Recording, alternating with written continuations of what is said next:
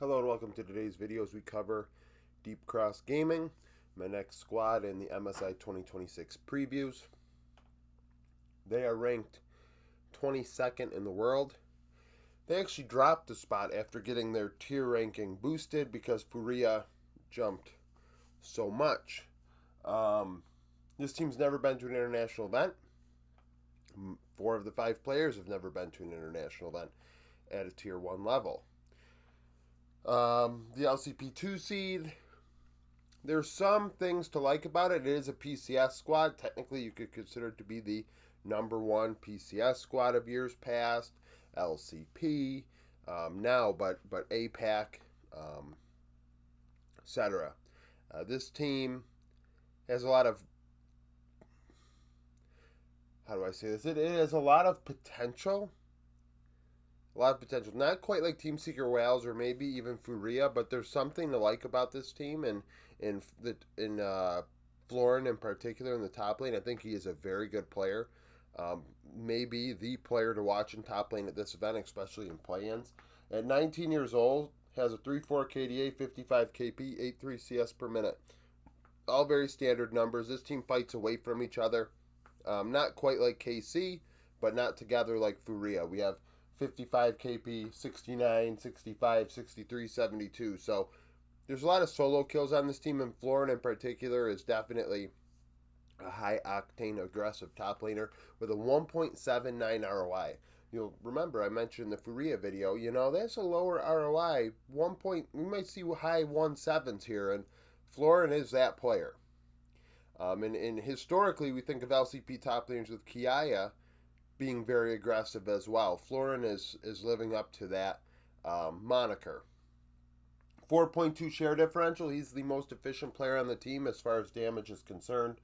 324 vision efficiency, does that very well. Laning wise is actually behind at 15 minutes, 64 gold and 172 XP. One solo kill every 3 games, one new champion every 4 to 5 games or so. But being behind at 15 minutes is notable because he gets a lot of solo kills. So solo kills in laning phase, yet you're still actually behind in gold. Young top laner, that's going to happen. Rumble, Renekton, and Gnar are his 3 most played. 34% of his champion usage this season has been on those 3 champions. 59% win rate on those 3 champions. I'm doing something on the Discord where we're going over champions and team compositions for each player. Not each player, each team. So if you'd like to join the Discord and participate in the pools channel, it's just a nice thought exercise where we look at the most common team compositions for each team and just think, what their champion priorities might be relative to other people in this tournament. Florin has no international experience. We have Pop 9 in the jungle, 23 years old. The average age of the roster, 22.6. 3.7 KDA, 69 KP, 7.2 CS per minute. So a little bit more like Tatu, not overly involved. 1.1, no, not Tatu, Yike. 1.19 ROI, negative 3.9 share differential, 447 vision efficiency. You'd like that to be better. In the jungle, 5 vision score per ward placed is my standard. So that is below that. 122 gold ahead, 52 XP ahead. Is that a ton? No, but is it ahead? Yes. And the bar is very low right now. Solo kills per game, 1 every 6 games or so. 1 new champion every 4 games. Vi Xin Zhao Lee Sin, 36% of his champion usage. But he has a 71% win rate on those 3 champions, and that is much higher than anyone else on here. So what does that mean? That means you should ban Pop 9 out. Take those 3 champions away. Because the average win rate of this team is 55.3, and if he's winning 71% of his games when he's on these 3 champions, take those fucking champions away. In a fearless setting, ban them out and take your chances with the rest. Because the rest on their most played are around 50 to 55%. Just a thought. He has no international experience. Hong Suo in mid, 23 years old. 65 KP, 4 KDA, 9.1 CS per minute. Aggressive as well, 168 damage divided by gold. 3.2 share differential. Very good vision, 3.97. The jungler just has to follow suit with this high vision score per ward placed. Laning wise, 119 gold ahead, 177 XP ahead. So the mid jungle duo up 241 gold and 229 XP. So that's solid. It's not going to win you games outright, but it's not going to lose you games. You're not losing. You are ahead. Solo kills per game, 1 every 4 to 5 games, and 1 new champion every 4 games. Azir, Ryze, Ari, 35% of his champion usage and 55k win rate. No international experience. Fang, 22 years old, 3-4 KDA, 63 KP, 9.6 CS per minute. Relative to Kalist, who we just talked about, Kalist 10.6, Fang 9.6. Level of play, factor that in, but that is literally a CS per minute. That is a big difference. That is a lot of gold. 163 ROI, 2.5 share differential.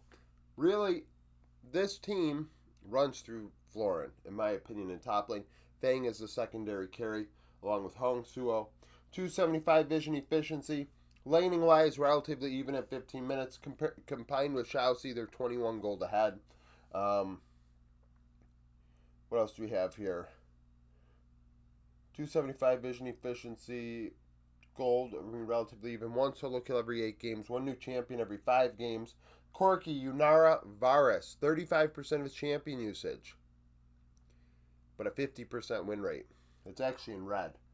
The other 2 videos I had no red over here. Red, 50% or less. Why would 50% be in red? In my opinion, if you are going to favor these 3 champions the most, they are the comfort picks as far as I'm concerned. If you are not going positive, that is a problem. That is a problem. That means I'm not banning Fang out at all. He can pick this shit because we're flipping a coin. Now, keep in mind, not all 3 of these champions are equal. There's maybe one that he has an 80% win rate on and one he has a 20%.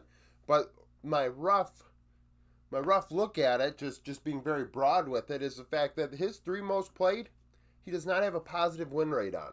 So, between him and Pop 9, I'm more worried about Pop 9's comfort picks than I am Fang's.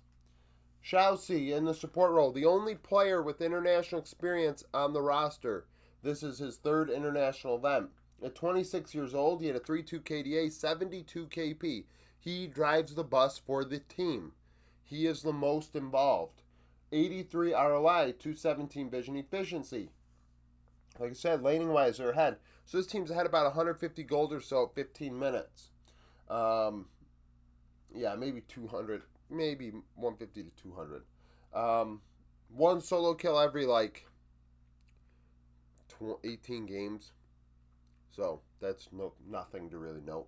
1 new champion every 4 games. Bard, Rel, Lulu. 40% of his champion pool. So that's the highest on the team. 53% win rate. So, like I said, the bot lane is kind of like give them what they want, take away Pop 9. See what happens when you do that. Internationally, he's 9 and 12 over his career, playing with Flash Wolves and CFO. 1.6 KDA, 73 KP, 59 ROI back in the day, very traditional support. Vision efficiency was terrible, 1.61. Understand different time, but still, 2 was like the standard. Gold, he was ahead at 15 minutes as a support, but still being ahead is better than being behind. 3rd international appearance. The coach's refrain.